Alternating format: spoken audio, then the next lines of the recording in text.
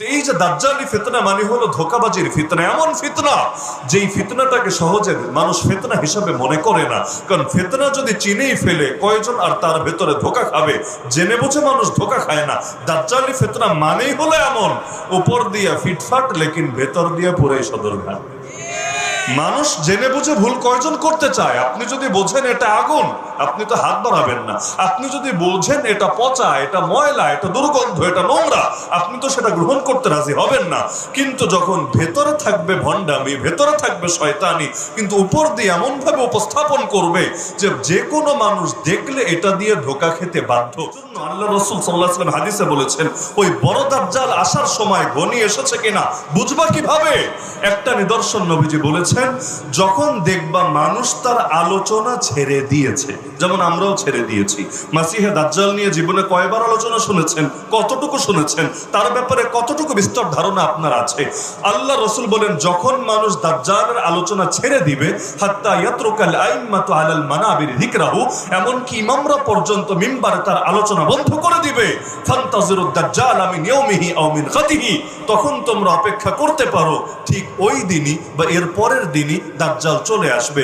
ওই দিন বা পরের দিন মানে কি? মানে ওই সুনির্দিষ্টভাবে ওই দিন হতে হবে জরুরি না, মানে ওই সময়ের মাঝে আর দাজ্জালের আগমনের মাঝে বেশি ব্যবধান থাকবে না। আপনি বলবেন কেন? দাজ্জালের আলোচনা বাদ দেওয়ার সাথে দাজ্জাল আসার কি সম্পর্ক? হ্যাঁ, এটাই সম্পর্ক। সবাই যদি দাজ্জালকে দাজ্জাল হিসেবে চিনেই ফেলে, তাহলে আল্লাহরে বাদ দিয়ে ওর নামে কালেমা পড়বে কোন দুঃখে?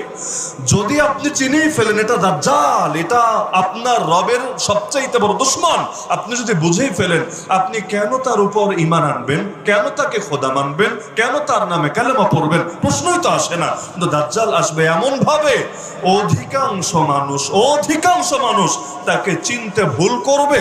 তারা ভাববে রব্বুল আলামিনই মনে হয় আরশ থেকে জমিনের মধ্যে নেমে এসেছে। নাউযুবিল্লাহি মিন যালিক।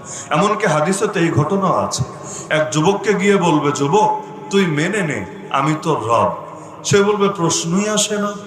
যখন দাজ্জাল তার উপর প্রেসার ক্রিয়েট করবে, সে বলবে, হ্যাঁ আমি তোকে রব মানতে পারি এক শর্তে, এক শর্তে। এমন একটা শর্ত দিবে, তার ধারণা এই কাজও করতে পারবে না, সুতরাং ওকে রব মানা লাগবে না। মানুষ মাঝে মাঝে অসম্ভব শর্ত দেয় যে আমি তোমাকে ভালোবাসবো, কিন্তু আকাশের চাঁদটা আমার হাতে এনে দিতে হবে। জানে আকাশের চাঁদ জমিনে আনা সম্ভব না, আর চাঁদের যে সাইজ মাশাআল্লাহ, এটা তো কয়রা আর খুলনার মধ্যে জায়গাও হবে না, হাতে জায়গা হওয়া দূরের কথা।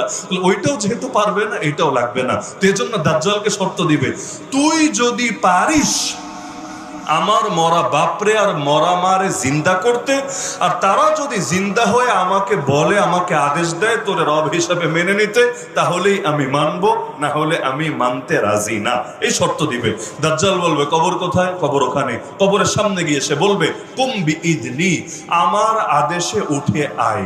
ঈসা আলাইহিস সালাম যেমন মরা মানুষের সামনে গিয়ে বলতেন কুম বিইদনিল্লাহ, আল্লাহর আদেশে উঠে যাও, দাজ্জাল গিয়ে কবরের সামনে বলবে কুম বিইদনি, আমার আদেশে উঠে আসো।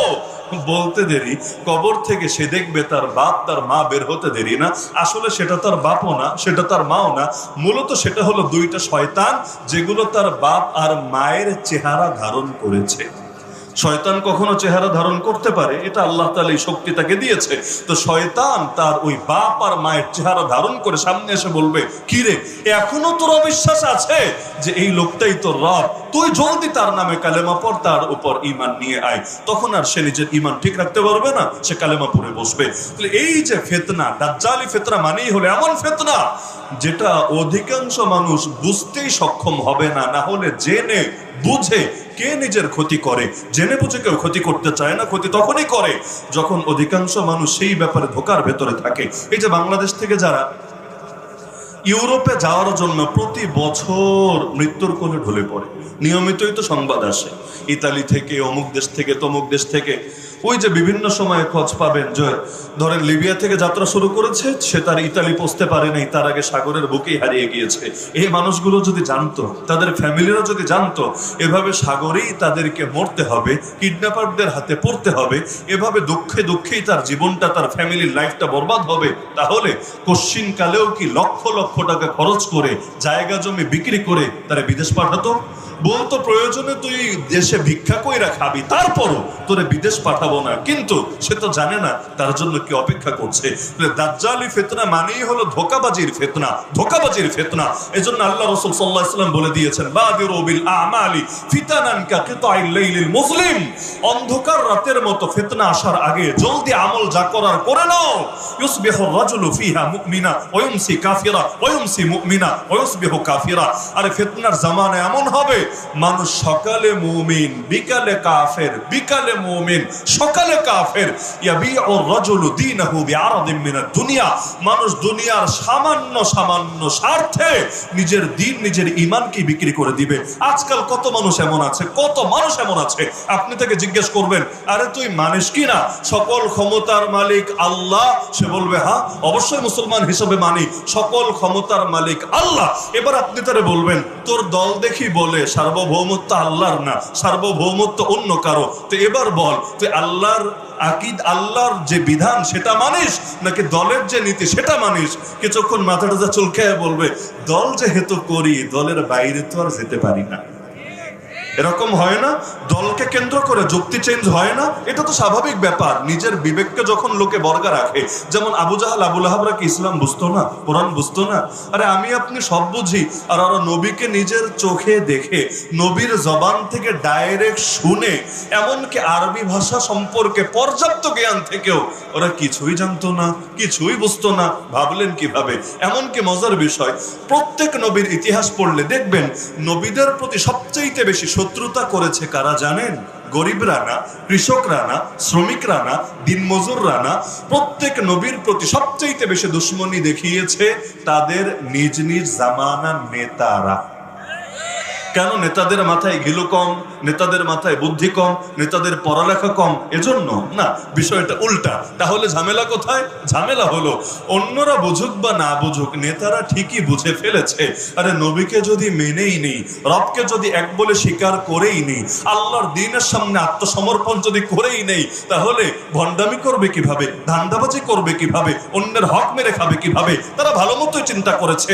আরে নবীরা যদি মেনেই নেই, বড় বড় বোতল তো টানা যাবে না। নবীকে যদি মেনেই নেই, নারীদের ইজ্জত নিয়ে ছিনিমিনি খেলা যাবে না। নবীদেরকে যদি মেনেই নেই, চাঁদাবাজি সন্ত্রাস করা যাবে না। নবীদেরকে যদি মেনেই নেই, অন্যায়ভাবে মানুষের রক্ত ঝরানো যাবে না। সুতরাং জানার পরও, বোঝার পরও শুধুমাত্র ধান্দায় আঘাত লাগবে, স্বার্থে আঘাত পড়বে, এজন্য নবীদের উপর ঈমান আনতে রাজি হতো না। দুইজন নবী বলেছেন সামান্য সামান্য স্বার্থে ঈমান আর দিন বিক্রি করবে। আজকে দেখেন কত মানুষ একটা চাকরির জন্য নিজের দিন বিক্রি করে দিচ্ছে, কত মানুষ একটা প্রমোশনের জন্য নিজের দিন বিক্রি করে দিচ্ছে, কত মানুষ দুনিয়ার সামান্য স্বার্থের জন্য নিজের দিনকে বিক্রি করে দিচ্ছে, এমনকি কত মানুষ একটা ভোটের জন্য নিজের দিনকে বিক্রি করে দিচ্ছে। আমাদের দিনদারি তো এত সস্তা, মাশাআল্লাহ, কি আর বলবো কথা। ছাগলেরও যে দাম থাকে, অধিকাংশ বাঙালিরও অনেক সময় দাম থাকে।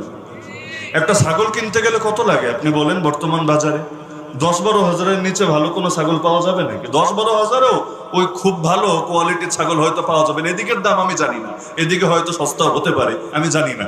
তো এখন তাও ধরলাম একটা ছাগলের দাম যদি 8-10 হাজারও হয়, নির্বাচন আসলে কত বাঙালি 500 টাকা 1000 টাকায় সুন্দরভাবে বিক্রি হয়ে যায়। তখন কোনো নীতি কথা, কোনো আদর্শের কথা, কোনো কিছু মনে থাকে না। এগুলো হয় নাকি? হয় না? আল্লাহ হেফাজত করুক। ওই যে আবু সাঈদের বুকে গুলি চালিয়েছিল যেই পুলিশ, তাকে যখন ফাঁসির রায় দেওয়া হলো, যুক্তি কি দেখালো? যুক্তি দেখালো, আমি তো চাকরি করি, আমি তো হুকুমের গোলাম, আমার কি দোষ আছে? আমি সামান্য চাকরি করি, উপর থেকে যা বলা হয়েছে আমি তো সেটাই বাস্তবায়ন করেছি। সুতরাং আমার ব্যাপারে ফাঁসির রায় কেন দেওয়া হবে? জয় বাংলা, এটা বলে নেই, মানে স্লোগানটা আমি দিই নাই, সে মুখে উচ্চারণ করে নাই, করেছে। এই যুক্তিটা শুধু আজ বিচারকের সামনে দিচ্ছে তা না, হাসরের ময়দানেও দিবে। কোরআনে আছে, হাসরের ময়দানে অপরাধীরা বলবে, রব্বানা ইন্না আতানা সাদাতানা ওয়া কুবারানা ফাদাল্লুনা সাবিলা।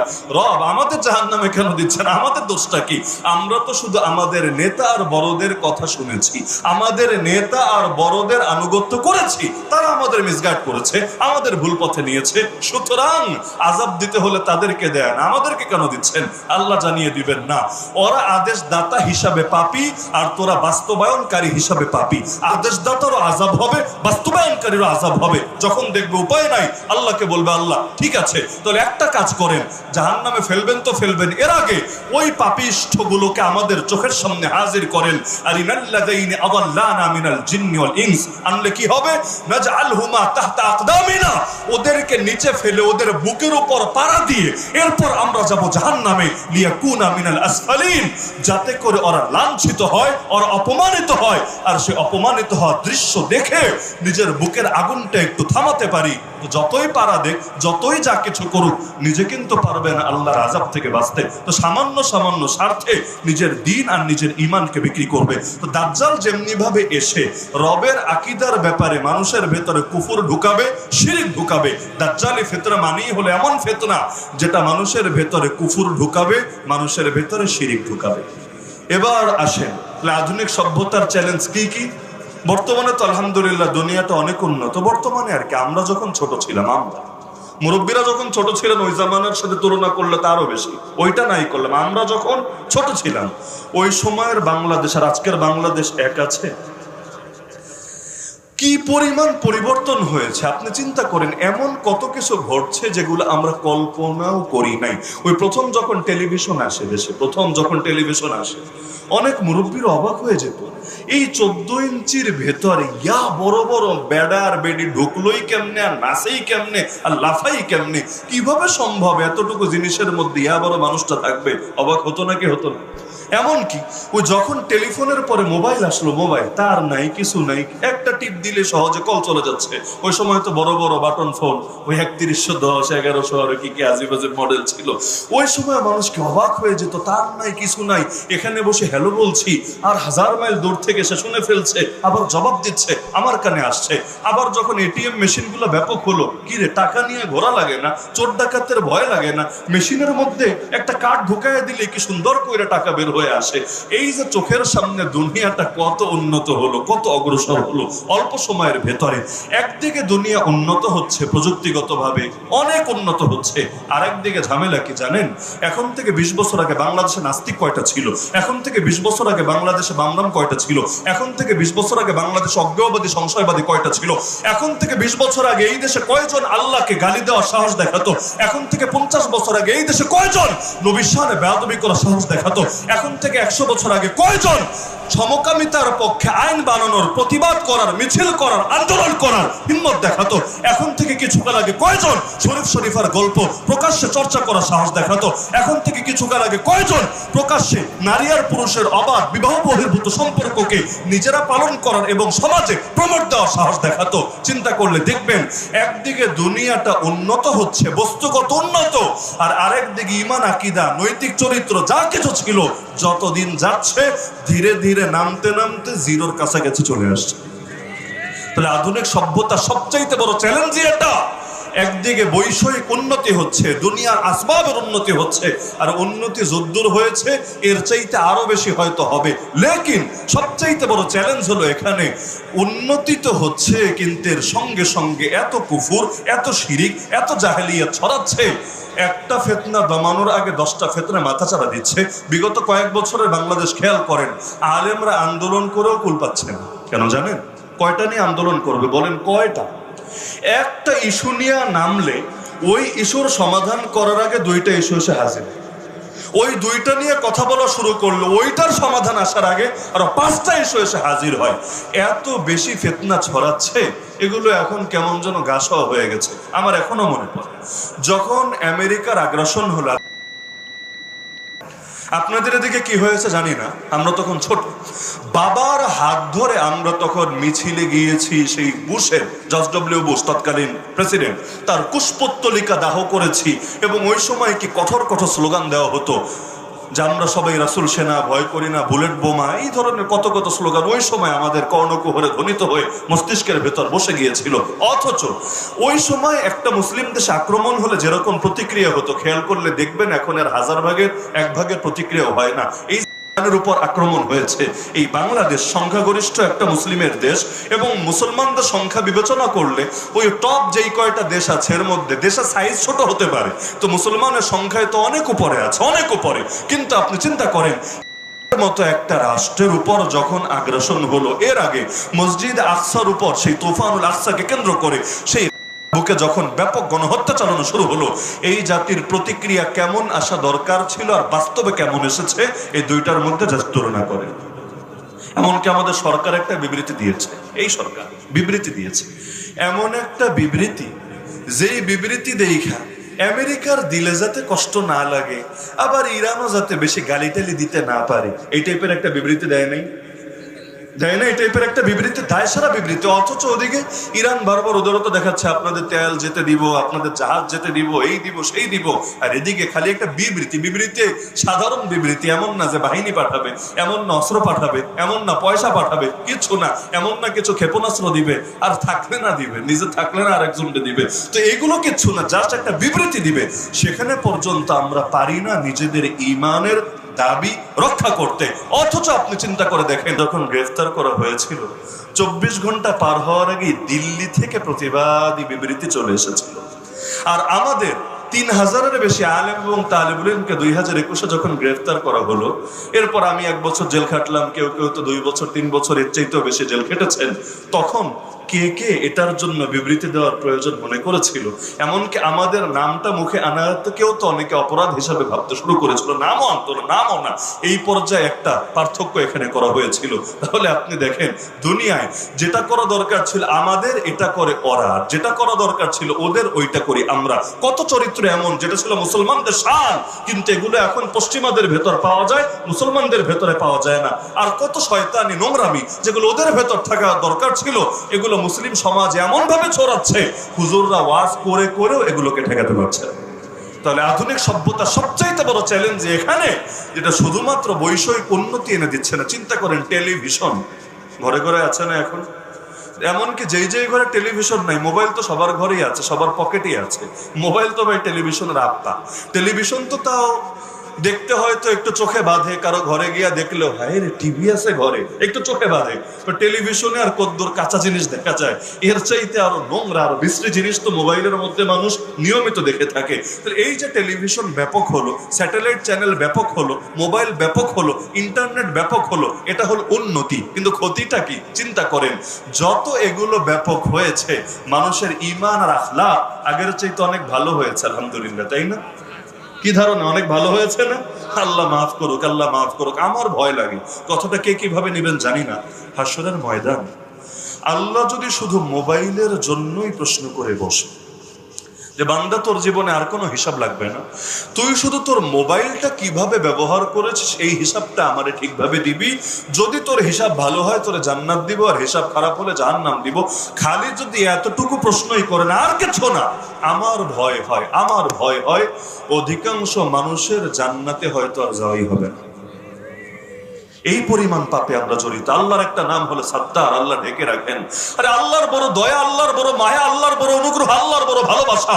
আল্লাহ যদি আমাদের সকলের পাপগুলো প্রকাশ করে দিতেন, কয়জন আছে এমন যারা সমাজে মুখ দেখিয়ে চলতে পারতো? আরে পাপের যদি দুর্গন্ধ থাকতো, মানুষ আমাদের দুর্গন্ধে অতিষ্ঠ হয়ে আমাদেরকে সমাজ থেকে বের করে দিত।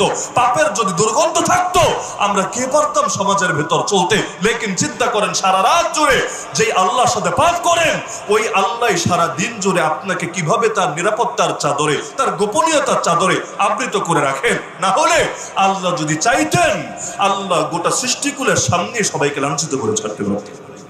কত বড় দয়া আমার আল্লাহ, কত বড় ভালোবাসা। তাহলে একদিকে জাগতিক উন্নতি হচ্ছে, আর আরেক দিকে আমাদের ঈমান আকীদা, আমাদের আমল আখলাক সবকিছু ধীরে ধীরে ধ্বংস হচ্ছে। এমনকি চিন্তা করে রাজনীতিবিদদের হালতে চিন্তা করে, এখন থেকে কিছুকাল আগে যতটুকু নীতি নৈতিকতা চরিত্রে দেখা পাওয়া যেত, রাজনীতি তো মূলত একটা ভালো জিনিস। রাজনীতি কি খারাপ জিনিস না ভালো জিনিস? রাজনীতি করেছেন কারা? রাজনীতি করেছেন নবী মুহাম্মদ রাসূলুল্লাহ সাল্লাল্লাহু আলাইহি ওয়াসাল্লাম, রাজনীতি করেছেন সিদ্দিক আকবর আবু বকর রাদিয়াল্লাহু আনহু, রাজনীতি করেছেন ওমর ফারুক রাদিয়াল্লাহু আনহু, রাজনীতি করেছেন ওসমান যুন নুরাইন রাদিয়াল্লাহু আনহু, রাজনীতি করেছেন আলীউল মুর্তজা শেরে খোদা আলী রাদিয়াল্লাহু আনহু। তার মানে যারা দুনিয়াতে বসে জান্নাতের সুসংবাদ পেয়েছেন, যারা গোটা জাতির মধ্যে সবচাইতে দামি, সবচাইতে সম্মানী, তাদের জীবন কেটেছে রাজনীতির ময়দানে। অথচ দেখতে দেখতে কি হলো, এখন ভালো মানুষরা অনেকে তো রীতিমতো বিরক্ত হয়ে রাজনীতি থেকে দূরে সরছে, আর যত চোর, বাটপার, চাঁদাবাজ, দুর্নীতিবাজ, মাদক কারবার, সন্ত্রাসী আর বিভিন্ন মজুদগার অথবা বিভিন্ন পাপে পাপী ব্যবসায়ী, এরা রাজনীতিকে নিজেদের ধান্দার উপার্জনের, আয় উপার্জনের মাধ্যম বানিয়ে নিয়েছে।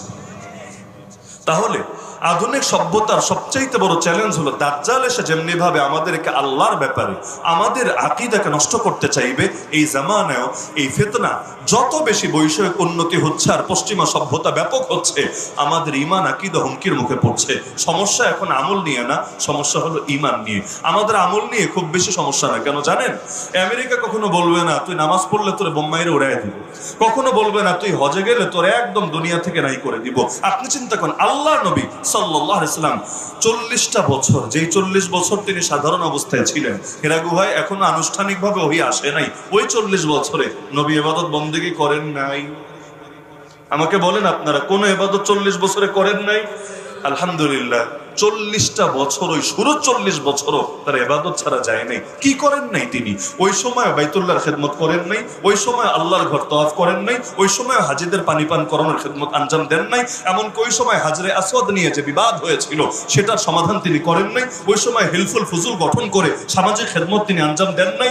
এমনকি আল্লাহ রাসূল সাল্লাল্লাহু আলাইহি ওয়াসাল্লাম যখন হিরা গুহায় গিয়ে মাসের পর মাস থাকতে লাগলেন, দিন নাই রাত নাই, লাগাতার ইবাদত করেই যাচ্ছেন, করেই যাচ্ছেন, করেই যাচ্ছেন। খাবার ফুরিয়ে গেলে কখনো নিতে আসছেন, কখনো নিজে নিতেও আসছেন না, আম্মাজান খাদিজা গিয়ে দিয়ে আসছেন। ওই সময়ও আবু জাহাল বলেন, আবু লাহাব বলেন, উতবা বলেন, সাইবা বলেন, কেউ নবীর বিরুদ্ধে অ্যাকশনে যায় নাই। আরে নবীরা মারা দূরের কথা, নবীকে একটা গালিও দেয় নাই, গালি দেওয়া দূরের কথা, নবীর বিরুদ্ধে কোনো সমালোচনাও কেউ মুখে আনে নাই। অথচ তিনি সালাত আঁকড়ে থেকেছেন, তিনি ইবাদত আঁকড়ে থেকেছেন, তিনি রবের কত ধরনের আনুগত্য করে যাচ্ছেন। কই হিরা গুহায় কেউ অ্যাটাক চালালো না, তা কাবার সামনে নবীর গা থেকে কেউ রক্ত ঝরালো না। তাহলে কি হলো? 40 বছর পর আপনও পর হয়ে গেল, সকলে তার বিরুদ্ধে দুশ্মনী করতে লাগলো। ওইটা যদি বোঝেন, এই জামানার ফিতনা বুঝে ফেলবেন। এই জামানায় আমরা সবাই যত মানুষ নামাজি আছি, নামাজের সংখ্যা যদি আরো 10 গুণ হয়, আরো 20 গুণ হয়, আরো 50 গুণ হয়, আরো 100 গুণ হয়, আরো 1000 গুণ হয়, তবু এর কারণ নাস্তিকরা, সেকুলাররা, শাহবাগীরা, বামরামরা, ইন্ডিয়া, কেউ আমাদের বিরুদ্ধে শুধুমাত্র এটার কারণে আমাদের বিরুদ্ধে কেউ কামান দাগাতে শুরু করবে না। আমাদের নামাজ নিয়ে ওদের চুলকানি না, আমাদের রোজা নিয়ে ওদের সমস্যা না, আমাদের হজ জাকাত নিয়ে ওদের সমস্যা না, কিন্তু ওদের সমস্যা হলো যদি আমরা ইসলামকে পূর্ণাঙ্গভাবে ধারণ করতে চাই, যে ইসলাম আমার বুকের ভেতরে, ওই ইসলামকে যদি সমাজের প্রতিটা সেক্টরে বাস্তবায়ন করতে চাই, যদি অন্যায়ের মুখোশ উন্মোচন করতে শুরু করি, যদি সব জায়গায় হক কথা বলতে শুরু করি, যদি সমস্ত বাতিল তাগুতের বিরুদ্ধে জিহাদের ডাক দিয়ে বসি, তখন দেখবেন ওরা আর কেউ বসে থাকবে না। তাহলে যেই ইসলাম নামাজ শিখিয়েছে, একই ইসলাম জিহাদও শিখিয়েছে, তো নামাজের কথা বললে কারো গায়ে লাগে না, জিহাদের কথা বললে আর চুপ করে ওরা বসে থাকতে পারে না। পার্থক্য কোথায়? পার্থক্যই হলো এখানে, ওরা চায় আলো থাকুক সীমিত পরিসরে, কিন্তু আলো যদি ব্যাপকভাবে ছড়াতে থাকে, অন্ধকার টিকবে কিভাবে? এজন্য অ্যান্টিভাইরাস আসলে ভাইরাস তো পালাতে বাধ্য হবেই হবে।